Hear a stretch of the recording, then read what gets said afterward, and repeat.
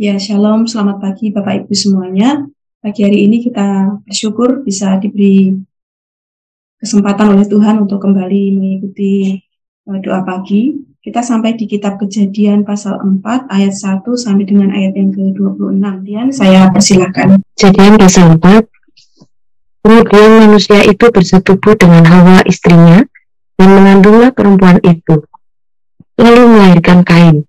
Maka kata perempuan itu, aku telah mendapat seorang anak laki-laki dengan pertolongan Tuhan. Selanjutnya dilahirkannya lah Habel adik Kain, dan Habel menjadi gembala kambing domba, Kain menjadi petani. Setelah beberapa waktu lamanya, maka Kain mempersembahkan sebagian dari hasil tanah itu kepada Tuhan sebagai korban persembahan. Habel juga mempersembahkan korban persembahan dari anak sulung kambing dombanya, yakni lemak-lemaknya. Maka Tuhan mengembahkan Habel dan korban persembahannya itu, tetapi Kain dan korban persembahannya tidak diimbahkannya. Lalu hati Kain menjadi sangat panas dan mukanya muram. Firman Tuhan kepada Kain, mengapa hatimu panas dan mukamu muram? Apakah mukamu tidak akan berseri jika engkau berbuat baik? Tetapi jika engkau tidak berbuat baik, dosa sudah mengintip di depan pintu. Ia sangat menggoda engkau, tetapi engkau harus berkuasa atasnya. Katakan kepada Habel adiknya, marilah kita pergi ke padang. Ketika mereka ada di padang, tiba-tiba Kain memukul Habel adiknya itu, lalu membunuh dia. Firman Tuhan kepada Kain, di manakah Habel adikmu itu? Jawabnya, aku tidak tahu. Apakah aku penjaga adikku? Firman-Nya, apakah yang telah kau perbuat ini? Darah adikmu itu berteriak kepadaku dari tanah. Maka sekarang terkutuklah engkau, terbuang jauh dari tanah yang mengangankan mulutnya untuk menerima darah adikmu itu dari tanganmu. Apabila engkau mengusahakan tanah itu, maka tanah itu tidak akan memberikan hasil sepenuhnya lagi kepadamu. Engkau menjadi seorang pelarian dan pengembara di bumi. Kata Kain kepada Tuhan, hukumanku itu lebih besar daripada yang dapat kutanggung. Engkau menghalau aku sekarang dari tanah ini, dan aku akan tersembunyi dari hadapanmu, seorang pelarian dan pengembara di bumi. Maka barang siapa yang akan bertemu dengan aku, tentulah akan membunuh aku. Firman Tuhan kepadanya, sekali-kali tidak. Barang siapa yang membunuh Kain akan dibalaskan kepadanya 7 kali lipat. Kemudian Tuhan menaruh tanda pada Kain supaya ia jangan dibunuh oleh barang siapapun yang bertemu dengan dia. Lalu Kain pergi dari hadapan Tuhan, dan ia menetap di tanah Nod di sebelah timur Eden. Kain bersetubuh dengan istrinya, dan mengandunglah perempuan itu, lalu melahirkan Henokh. Kemudian Kain mendirikan suatu kota, dan dinamainya kota itu Henokh menurut nama anaknya. Bagi Henokh lahirlah Irad, dan Irad itu memperanakkan Mehujael, dan Mehujael memperanakkan Metusael, dan Metusael memperanakkan Lameh. Lameh mengambil istri 2 orang, yang satu namanya Ada, yang lain Sila. Ada itu melahirkan Yabal. Dialah yang menjadi bapa orang yang diam dalam kemah dan memelihara ternak. Nama adiknya ialah Yubal. Dialah yang menjadi bapa semua orang yang memainkan kecapi dan suling. Zila juga melahirkan anak, yakni Tubal Kain, bapa semua tukang tembaga dan tukang besi. Adik perempuan Tubal Kain ialah Naamah. Berkatalah Lamek kepada kedua istrinya itu, Ada dan Zila, dengarkanlah suaraku, hai istri-istri Lamek, pasanglah telingamu kepada perkataanku ini. Aku telah membunuh seorang laki-laki karena ia melukai aku, membunuh seorang muda karena ia memukul aku sampai bengkak. Sebab jika Kain harus dibalaskan 7 kali lipat, maka Lamek 77 kali lipat. Adam bersetubuh pula dengan istrinya, lalu perempuan itu melahirkan seorang anak laki-laki, dan menamainya Set, sebab katanya, Allah telah mengaruniakan kepadaku anak yang lain sebagai ganti Habel, sebab Kain telah membunuhnya. Lahirlah seorang anak laki-laki bagi Set juga, dan anak itu dinamainya Enos. Waktu itulah orang mulai memanggil nama Tuhan. Ya, terima kasih Bapak Ibu yang sudah membacakan firman Tuhan pada pagi hari ini. Di pasal 3 kejadian kemarin, ya, kitab kejadian pasal yang ketiga kemarin, kita sudah melihat bagaimana manusia jatuh di dalam dosa, dan akibat dosa itu sangat fatal, ya. Relasi dengan Allah putus karena manusia terusir dari Taman Eden, relasi dengan sesamanya juga menjadi rusak. Dan di Kejadian pasal 4 ayat 1-16 ini kita melihat bagaimana rusaknya relasi manusia dengan manusia ya, melalui peristiwa Kain dan Habil. Mari kita menyelidiki di bagian pertama, kitab Kejadian pasal yang keempat, ayat 1 sampai dengan ayat yang ke-16, satu peristiwa yang sangat dahsyat terjadi, di mana Kain membunuh Habil, saudara ya, tega sekali membunuh saudaranya ya. Jadi kalau zaman sekarang ada peristiwa-peristiwa pembunuhan gitu ya, saudara membunuh saudara, ya bapak membunuh anak, anak membunuh bapak, ibu membunuh anak, anak membunuh ibu, itu sebenarnya suatu hal yang tidak asing gitu ya, karena di kitab Kejadian pasal yang keempat sudah memberikan sebuah bukti bagaimana dosa itu memang mengakibatkan sebuah hubungan di dalam relasi antar manusia itu menjadi rusak ya. Ini hubungan persaudaraan juga rusak karena peristiwa pembunuhan akibat dosa. Nah, kita akan menyelidiki siapakah Kain dan Habil. Kalau kita membaca ayat-ayat firman Tuhan di bagian awal, Kain dan Habil ini adalah anaknya Adam dan Hawa. Firman Tuhan mengatakan kepada kita, kemudian manusia itu, yaitu Adam dan Hawa, bersetubuh istrinya dan mengandunglah perempuan itu, lalu melahirkan Kain. Maka kata perempuan itu, aku telah mendapatkan seorang anak laki-laki dengan pertolongan Tuhan. Jadi Kain dan Habil punya anak, namanya Kain. Adam dan Hawa punya anak, namanya Kain. Dan ketika Hawa melahirkan Kain, Hawa bisa mengatakan, ini adalah anak laki-laki pertolongan Tuhan. Jadi ya perempuan-perempuan yang diberi kesempatan kasih karunia oleh Tuhan untuk melahirkan anak, mestinya mengatakan seperti Hawa ya, aku telah mendapatkan seorang anak laki-laki dengan pertolongan Tuhan. Dan selanjutnya kita lihat bersama-sama, setelah Kain lahir, juga dilahirkan Habil. Dikatakan di ayat yang kedua, selanjutnya dilahirkannya lah Habil, adik Kain. Nah, kita lihat bahwa Kain dan Habil ini adalah anaknya Adam dan Hawa. Kita menemukan profesi mereka berdua. Firman Tuhan mengatakan kepada kita bahwa Habil menjadi gembala kambing domba dan Kain menjadi petani.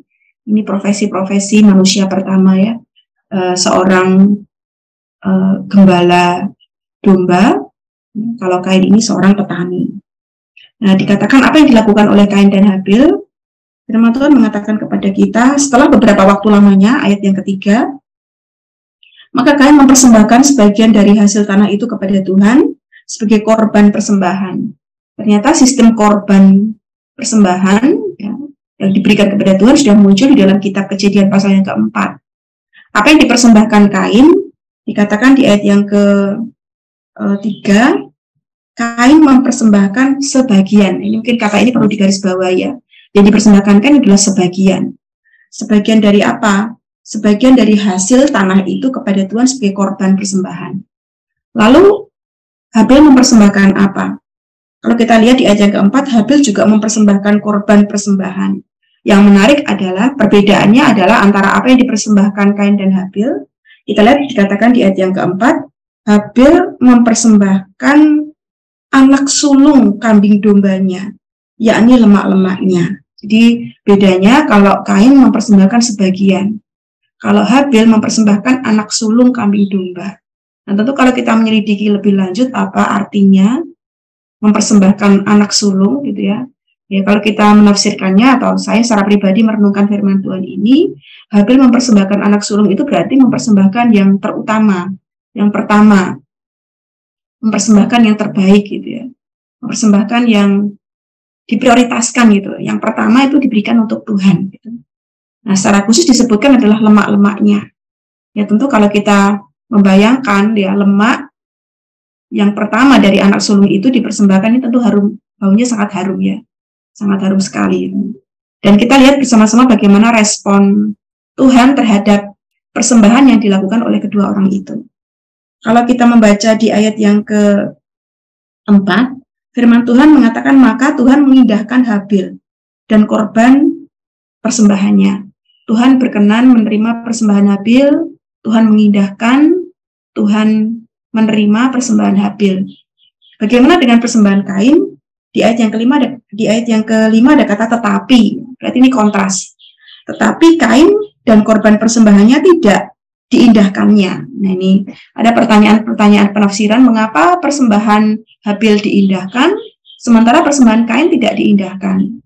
Ya, kalau kita membaca dari teks firman Tuhan dan kita bisa menafsirkannya, ya Tuhan mengindahkan persembahan Habil karena Habil mempersembahkan anak sulung kambing domba, yaitu lemak-lemaknya.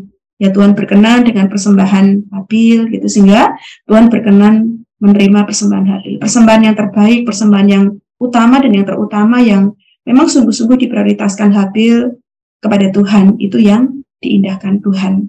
Dari sini kita bisa belajar satu prinsip penting dalam persembahan. Kita bisa memberikan persembahan kepada Tuhan yang terutama, yang utama dalam kehidupan kita. Apapun yang terbaik yang bisa kita berikan kepada Tuhan, kita berikan. Dengan cara demikian, maka itu menjadi persembahan yang berkenan di hadapan Tuhan. Kita ingat kembali di dalam kitab Roma pasal 12, Paulus juga menegaskan bahwa persembahan yang berkenan di hadapan Tuhan adalah persembahan seluruh tubuh kita, yaitu hidup kita yang sudah diselamatkan oleh Tuhan menjadi persembahan yang harum, yang kudus, dan yang berkenan kepada Tuhan. Itulah mengapa Tuhan mengindahkan persembahan dari Habil. Habil mempersembahkan yang terbaik, anak sulung dari kambing dombanya, yaitu lemak-lemaknya. Nah, kita lihat bagaimana respon Kain saat melihat bahwa persembahannya tidak diindahkan oleh Tuhan. Kita lihat bersama-sama di ayat yang kelima, lalu hati Kain menjadi sangat panas dan mukanya muram. Dikatakan hati Kain, hati, jadi ini masalah hati ya. Hatinya sangat panas itu. Ada yang menerjemahkan dalam terjemahan yang lain, dia sangat marah gitu ya. Karena apa yang dipersembahkan kepada Tuhan, tidak diterima Tuhan, tidak dikenan oleh Tuhan. Hatinya menjadi sangat panas gitu ya. Dan mukanya menjadi muram. Nah, tentu ada hubungan antara hati dan ekspresi muka gitu ya. Kalau hatinya panas, ya tentu menjadikan mukanya tidak berseri-seri gitu. Apalagi dikuasai kemarahan gitu ya. Dikuasai dengan emosi-emosi yang negatif gitu ya, sehingga itu terekspresi dari raut mukanya Kain ya, raut mukanya menjadi muram seperti itu. Dan di sini dikatakan bahwa Tuhan berfirman kepada Kain, mengapa hatimu panas dan mukamu muram? Ya, Tuhan tahu ya, Tuhan tahu keadaan hati manusia karena Dia adalah Allah yang Maha Tahu. Mengapa hatimu panas dan mukamu muram? Apakah mukamu tidak akan berseri jika engkau berbuat baik? Ya, ternyata orang yang berbuat baik itu mukanya berseri. Mukamu berseri. Tetapi jika engkau tidak berbuat baik, dosa sudah mengintip di depan pintu. Ia sangat menggoda engkau, tetapi engkau harus berkuasa atasnya. Tuhan memberikan warning kepada Kain karena kemarahan Kain yang sangat panas di dalam hatinya. Ya, Tuhan memperingatkan bahwa itu sebuah dosa gitu ya. Dosa yang sifatnya menggoda. Dan Tuhan memberikan warning, hati-hati Kain gitu ya. Dosa itu sudah mengintip. Ini kalau kita membayangkan gitu ya, tinggal dibuka saja sedikit pintunya gitu tuh, ya dosa itu bisa menguasai seseorang. Sehingga Tuhan mengatakan dosa itu begitu menggoda engkau. Kalau dosa itu seperti mengintip di depan pintu, kalau kamu tergoda, berarti kamu membuka pintu itu gitu ya, untuk memberikan kesempatan kepada dosa itu berkuasa di dalam kehidupanmu. Sehingga Tuhan berikan sebuah warning, hati-hati, dosa itu begitu menggoda engkau. Dia sudah mengintip di depan pintu. Tuhan sudah memberikan warning kepada Kain. Dan apa yang dilakukan oleh Kain, dia ternyata tidak mendengarkan peringatan dari Tuhan. Sebaliknya dia mengikuti kata hatinya, dia dikuasai oleh emosinya, dia terpikat oleh godaan dosa itu. Sehingga dikatakan di ayat yang ke-8, kata Kain kepada Habil adiknya, marilah kita pergi ke padang. Ketika mereka ada di padang, tiba-tiba, ini ada kalimat ya tiba-tiba. Saya bisa membayangkan bagaimana kuasa dosa itu begitu luar biasa mengikat Kain, dan Kain terseret oleh godaan dosa itu sehingga dia mengajak adiknya ke padang, dan tiba-tiba dosa yang sudah menguasai Kain begitu rupa itu memberikan kepada Kain dorongan untuk bertindak jahat. Dikatakan di ayat yang ke-8, ketika mereka ada di padang, tiba-tiba Kain memukul Habil. Tidak dijelaskan bagaimana caranya memukul, dengan alat apa gitu ya. Yang jelas dikatakan dia memukul adiknya, lalu membunuh dia. Ini ya, Kain ini jahat sekali ya, tega sekali, kejam sekali gitu ya. Karena hati yang dikuasai oleh kemarahan, dia tidak menguasai dosa itu, sebaliknya dia dikuasai dosa itu sehingga dia membunuh adiknya. Habil mati karena dibunuh oleh Kain. Dan apakah Tuhan tahu? Ya, Tuhan jelas tahu karena Dia adalah Maha Tahu, sehingga Tuhan menuntut pertanggungjawaban dari Habil. Dikatakan di ayat yang ke-9, firman Tuhan kepada Kain, di mana Habil adikmu? Jawab Kain, aku tidak tahu, mana aku tahu gitu, seperti itu. Apakah aku menjaga adikku gitu? Dan di ayat yang ke-10 Tuhan memberikan satu penegasan bahwa apakah yang telah kau perbuat ini? Tuhan tahu bahwa Kain sudah melakukan satu perbuatan yang jahat kepada adiknya. Darah adikmu itu berteriak kepadaku dari tanah. Ya, kita tahu seringkali orang mengartikan darah itu adalah sebuah kehidupan. Nah, ketika seorang membunuh sesamanya, ini khususnya Kain membunuh Habil, dan Kain tidak mau mengakui bahwa dia adalah pembunuhnya, maka Tuhan tahu dan Tuhan mengatakan darah adikmu berteriak. Ya, Tuhan tahu apa yang diperbuat oleh Kain. Banyak orang menutupi dosa-dosanya yang sudah diperbuat, tetapi orang lupa bahwa Tuhan itu Maha tahu. Tuhan tahu segala sesuatu yang diperbuat oleh manusia. Sehingga Tuhan memberitahukan penghukuman atas apa yang sudah diperbuat oleh Kain. Apa hukuman Tuhan atas Kain? Kalau kita melihat bersama-sama di ayat yang ke-11, maka sekarang terkutuklah engkau. Satu, hukuman Kain adalah dia menjadi orang yang terkutuk. Dia sudah membunuh adiknya dan dia dikutuk oleh Tuhan. Ngeri sekali kalau orang itu terkutuk di hadapan Tuhan. Dikatakan di ayat yang ke-11 berikutnya, engkau akan terbuang jauh dari tanah yang mengangakkan mulutnya untuk menerima darah adikmu dari tanganmu. Apabila engkau mengusahakan tanah itu, maka tanah itu tidak akan memberikan hasil sepenuhnya lagi kepadamu. Ternyata hukuman Tuhan yang kedua adalah tanah tidak akan memberikan hasil kepada Kain.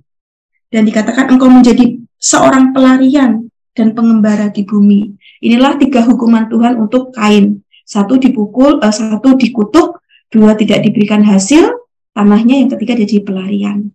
Nah, Kain merasa berat dengan hukuman Tuhan itu, dan kemudian dia minta sama Tuhan, minta dalam tanda petik agak keringanan gitu dari hukuman itu.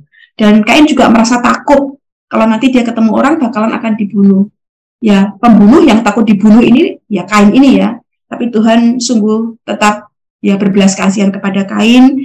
Dia diberi tanda oleh Tuhan, dan orang yang akan bertemu dengan dia ya sekali-kali tidak akan membunuhnya. Barang siapa membunuh Kain akan dibalaskan kepadanya 7 kali lipat.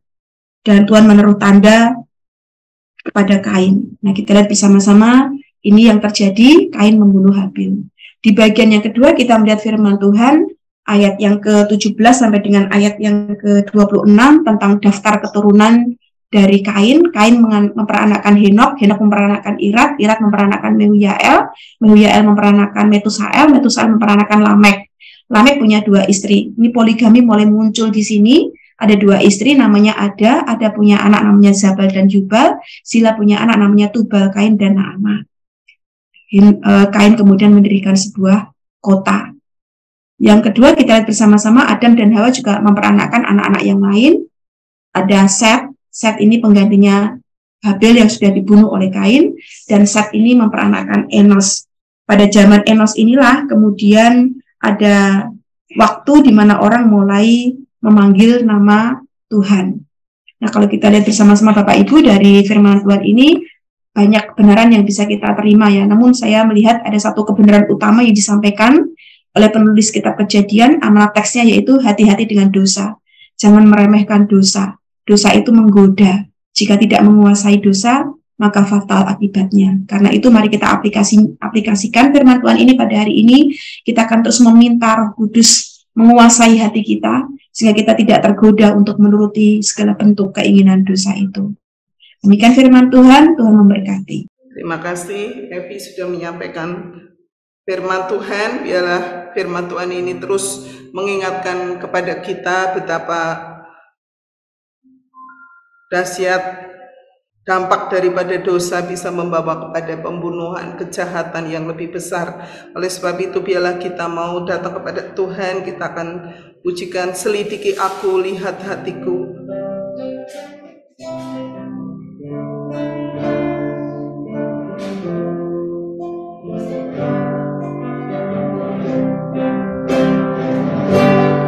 Selidiki aku, lihat hatiku, apakah ku sungguh mengasihimu Yesus,